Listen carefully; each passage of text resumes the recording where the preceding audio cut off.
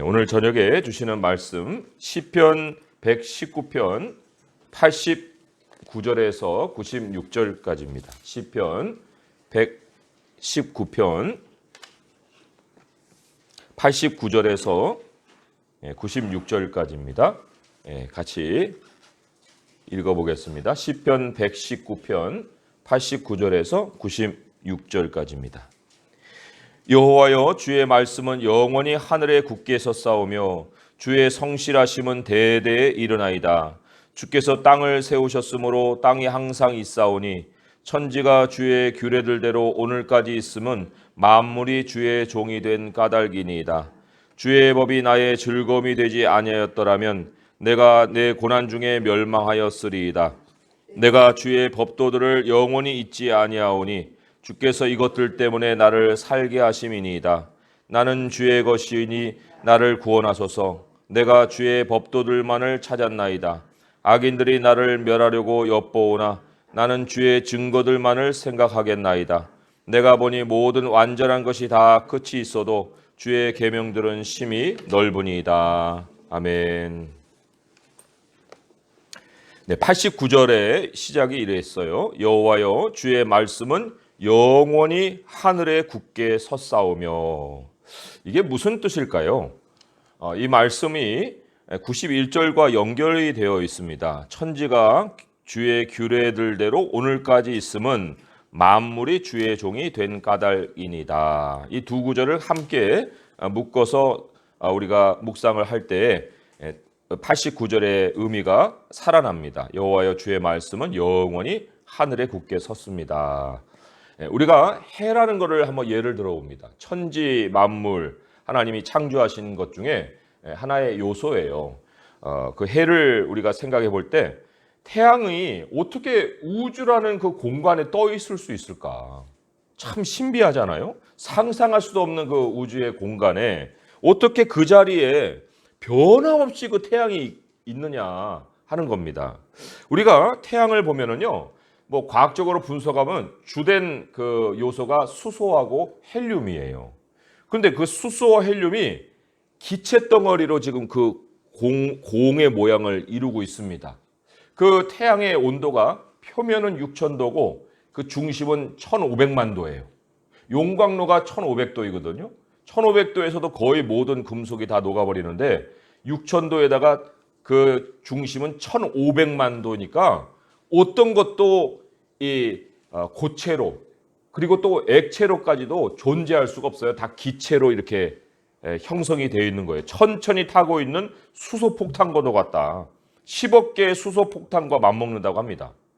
그리고 태양 중심부에는 그 열핵 폭발이 있기 때문에 기체가 확 부풀어 나요. 계속 팽창합니다. 그런데 공의 모양을 하고 있잖아요. 그런 거는 태양도 인력이 있어서 또 잡아 끄는다는 거예요. 중심으로. 그러니까 폭발과 잡아 끄는 것이 서로 균형이 맞아서 창조 이래로 그 모양을 계속 가지고 있는데 그게 기체 덩어리고 우주 가운데 떠 있어요. 태양이 무슨 자체적으로 스스로 법칙을 세워서 이렇게 됐을까요? 수소가 무슨 지적인 존재도 아닐 텐데 그럴 수는 없죠. 태양이 그렇게 활동하고 있는 이유는 한 가지밖에 없어요.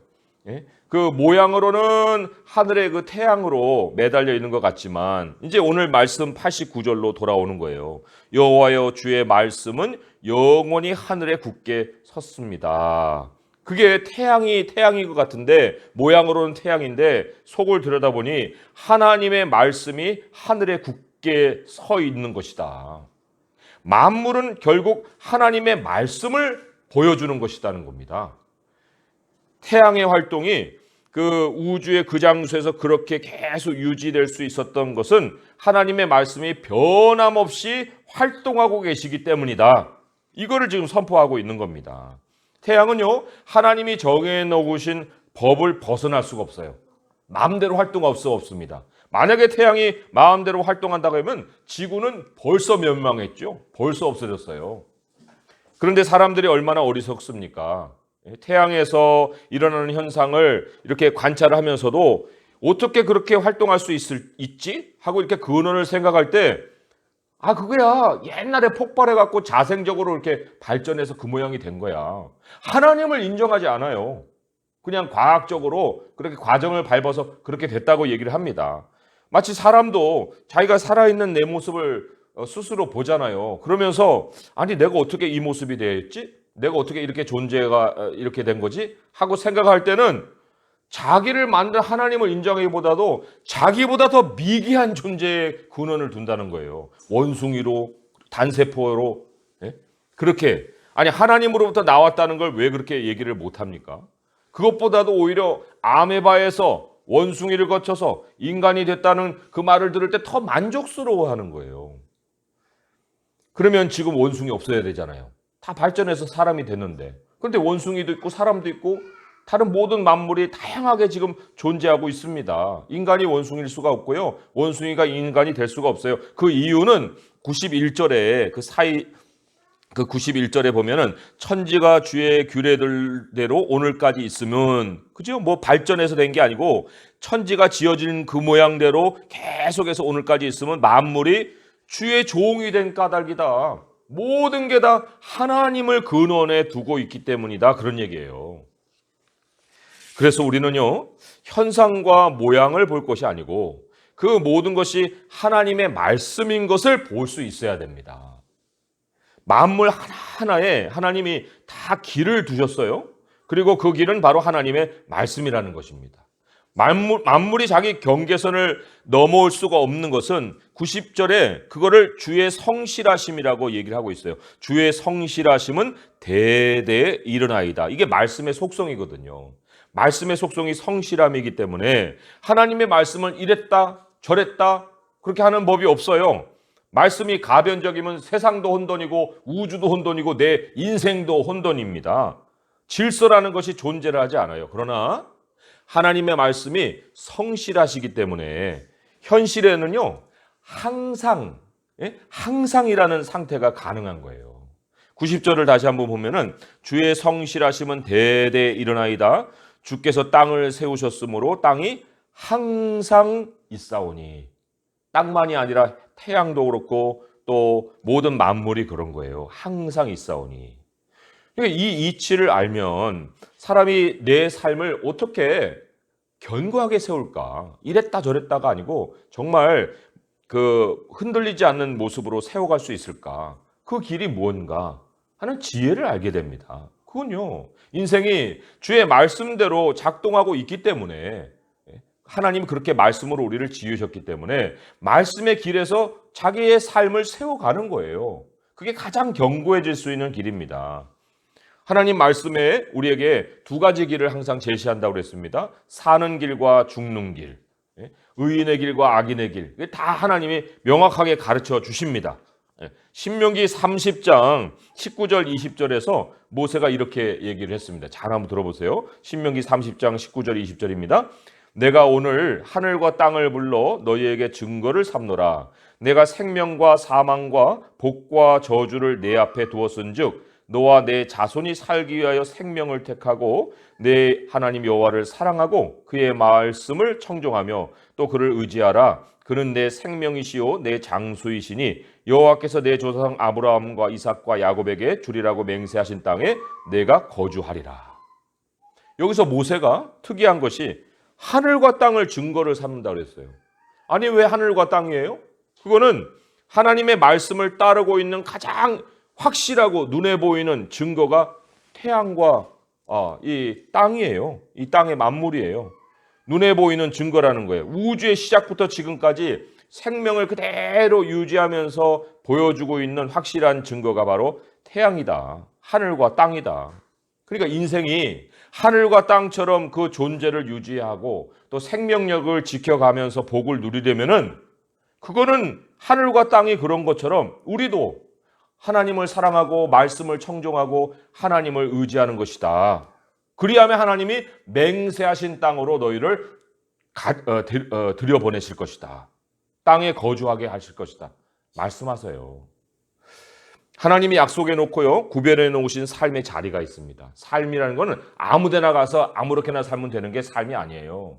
하나님이 정해 놓으신 길이 있고 삶의 자리가 있어요. 그 인생의 복이라는 것은 하나님의 말씀의 길을 따라서 하나님이 정해 놓으신 그 자리에 도달을 해서 그 자리에서 하나님의 말씀을 따라 성실하게 주님의 말씀대로 살아가는 거예요. 그게 바로 인생의 복이다. 하나님의 말씀이 생명인 것을 알면은요, 이제는 수동적으로 하나님의 말씀에 질질 끌려다니지 않습니다. 왜 끌려다녀야 돼요? 하나님의 말씀이 생명인데, 그리고 또 뭐 여기에도 길 있나? 저기에도 있어? 하고 이렇게 세상 것들을 기웃거릴 이유도 없어요. 신문 먼저 보죠. 예? 하나님 말씀 보기 전에 신문 먼저 보거나, 아니면 뭐 내가 준비할 것들이 너무 많아. 예? 그리고 그거 다 해놓고 시간 남으면은 보려고 하지만 시간도 안 남아갖고 말씀도 못 보는 그런 태도를 갖지 않습니다. 오늘 말씀에 주의 말씀이 즐거움이 되었다는 말이 92절에 나와 있어요. 하나님의 말씀이 즐거움이 되어야 됩니다.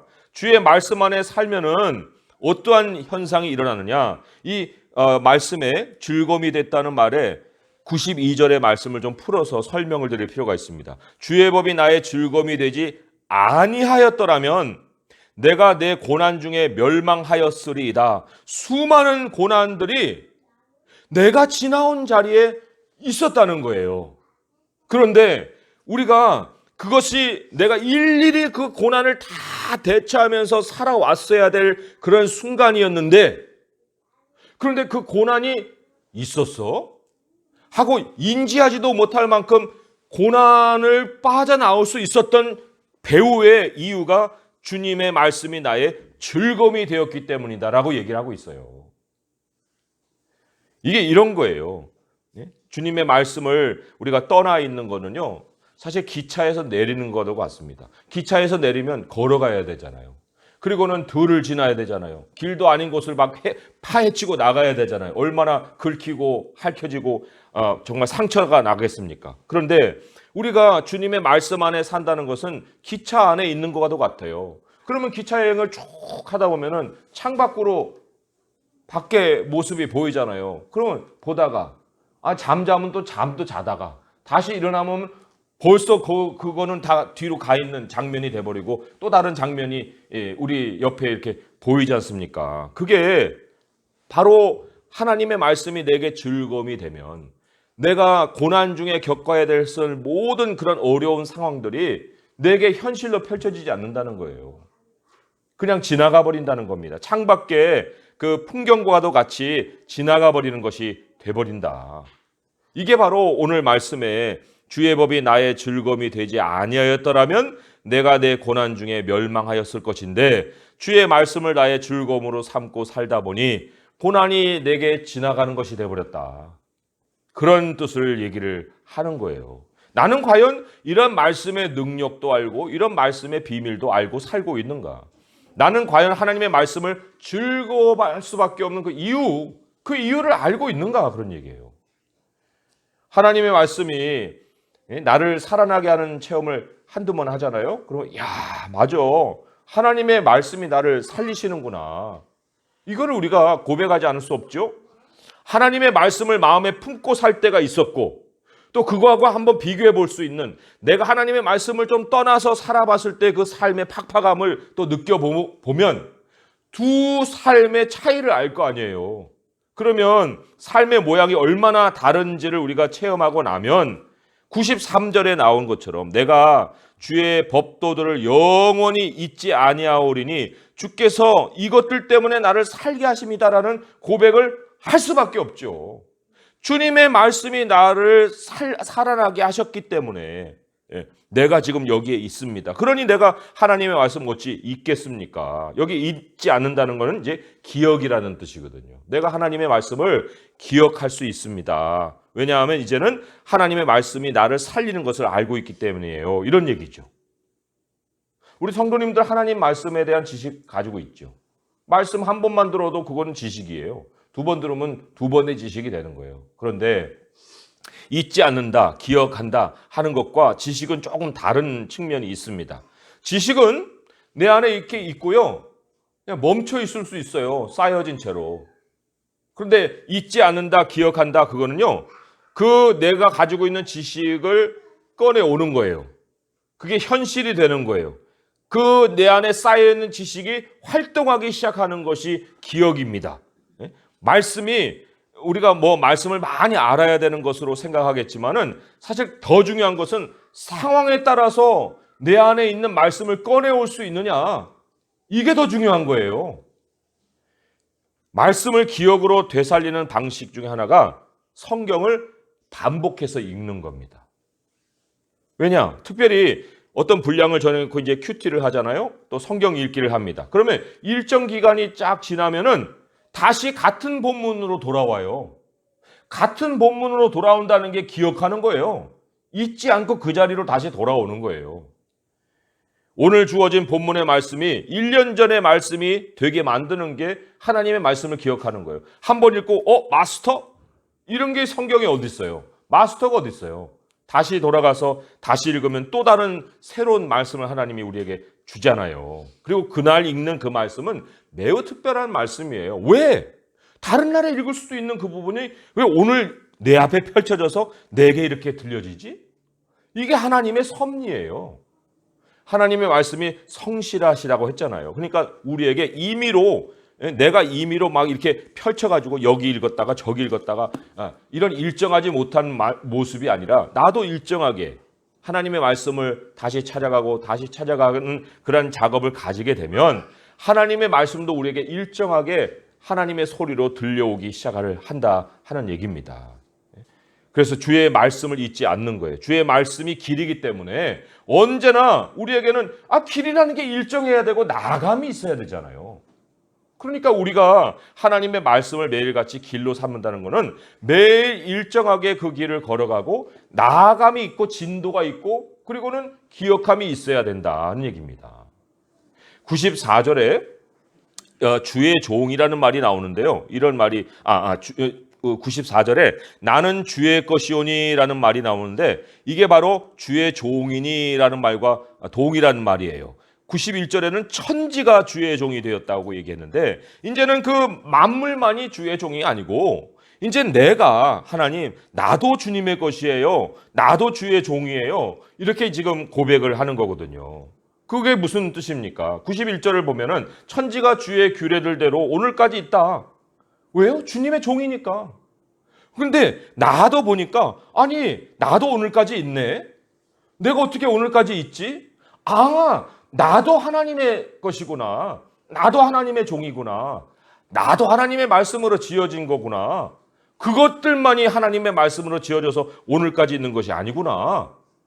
이거를 이제 우리가 더 깨닫게 되는 겁니다. 더 자세히 우리 94절에 나오는 나는 주님의 것입니다. 나는 주의 것입니다. 라고 고백하는 상황을 보니까 거기에 구원이라는 말이 나와요. 94절에 나는 주의 것이오니 나를 구원하소서 이런 말이 나오죠.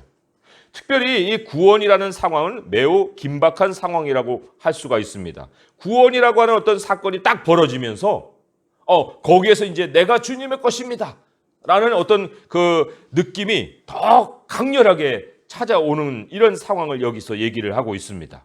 이게 어떤 뜻일까요? 우리 이제 철로 역정 제가 한두 번은 설명을 드렸고 다 아마 한 번씩은 책으로든지 영화로든지 보셨을 텐데 거기 보면은 성도들이 걸어가요. 길을 계속 따라가는데 좌우로 많은 미혹거리들이 다가옵니다. 미혹도 하고 공격도 해요. 그 왜 그럴까요? 그 이유는 그 자기들 쪽으로 나오라는 거예요. 자기들 쪽으로 자기들을 상대하라는 거예요.